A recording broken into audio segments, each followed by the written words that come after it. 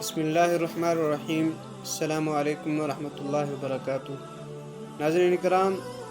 میں ہوں نثار احمد، آپ دیکھ رہے ہیں میرا یوٹیوب چینل۔ امید کرتا ہوں کہ آپ تمام حضرات بخیر و عافیت ہوں گے اور جہاں بھی ہوں گے اپنے اہل خانہ سمیت خوش بھی ہوں گے اور محفوظ بھی۔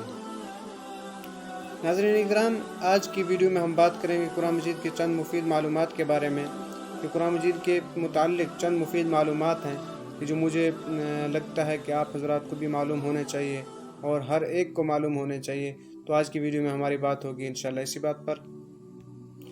تو ناظرین کرام، سب سے پہلے ہم اس بات کو جانیں گے کہ قرآن مجید میں جو ہم کہتے ہیں کہ یہ آیت ہے، تو آیت کو آیت کیوں کہتے ہیں؟ تو کہتے ہیں کہ آیت کے معنی جو ہیں وہ نشانی کے ہیں، اور جو جتنی بھی صورتیں ہیں یہ ساری کی ساری صورتیں جو ہیں یہ آیتوں کا مجموعہ ہیں۔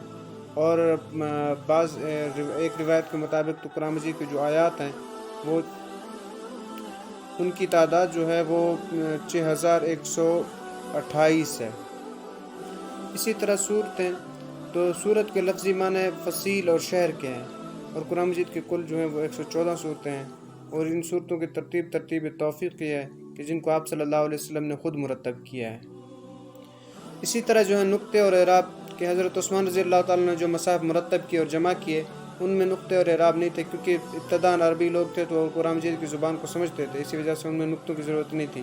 لیکن بعد والے آنے والے لوگوں کے لیے جو ہے نقطوں کی ضرورت تھی، اسی وجہ سے ابو الاسود دؤلی رحمۃ اللہ علیہ نے جو ہے وہ قرآن مجید پر نقطے لگانے کا جو ہے وہ اہتمام کیا اور اعراب بھی لگائے۔ اسی طرح قرآن مجید کے منزل صحابہ کرام رضی اللہ تعالیٰ عنہ نے بالخصوص حضرت عثمان غنی رضی اللہ تعالیٰ نے جب قرآن مجید کی تلاوت کرتے تھے تو ہفتہ وار کے لحاظ سے انہوں نے جو ہے قرآن مجید کی منزلیں تیار کی اور 7 منزلیں بنائی اس کی کل۔ پہلی منزل جو ہے وہ قرآن مجید کی سورۃ فاتحہ سے سورۃ النساء تک ہے، اور دوسری منزل سورۃ مائدہ سے سورۃ توبہ تک ہے،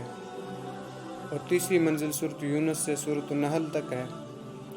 اور چوتھی جو منزل ہے وہ سورۃ بنی اسرائیل سے سورۃ فرقان تک ہے، اور 5ویں منزل سورۃ الشعراء سے سورۃ یاسین تک ہے، اور 6ٹھی منزل سورۃ الصافات سے سورۃ حجرات تک ہے، اور 7ویں منزل سورۃ القاف سے سورۃ الناس تک ہے۔ اسی طرح قرآن مجید کے جو رکوعات ہیں وہ کل رکوع جو ہیں وہ 558 ہیں، اور ان کے مقدار کا جو تعین ہے وہ اس اعتبار سے کیا گیا کہ ایک رکوع کو جو ہے ایک رکعت میں بآسانی پڑھا جا سکے، تو اس اعتبار سے ان کے جو ہے مقدار جو ہے تعین کیا گیا ہے۔ اسی طرح جو ہے قرآن مجید کے سپارے ہیں، تو قرآن مجید کے سپاروں کو جو ہے 30 برابر حصوں میں تقسیم کیا گیا ہے تاکہ قرآن مجید کا مہینے میں ایک مرتبہ ختم ہو سکے، اور ان کو عربی میں جو ہے وہ اجزاء کہتے ہیں، اور فارسی میں ان کو جو ہے سپارے کے نام سے جانا گیا ہے، ان کو سپارے کا نام دیا گیا ہے۔ ان میں جو ہے قرآن مجید کے سپاروں کو جمع کرنے میں مضمون کا خیال نہیں رکھا گیا، بلکہ صرف جو ہے وہ حجم کا جو ہے وہ لحاظ رکھا گیا ہے۔ اسی طرح جب قرآن مجید ہم تلاوت کرتے ہیں تو قرآن مجید میں 14 ایسے مقامات آتے ہیں کہ جہاں پر جو ہے وہ ہم سجدہ تلاوت کرتے ہیں، تو اس کو جو ہے سجدہ تلاوت کرنا یہ واجب ہے اور ضروری ہے سجدہ تلاوت کرنا۔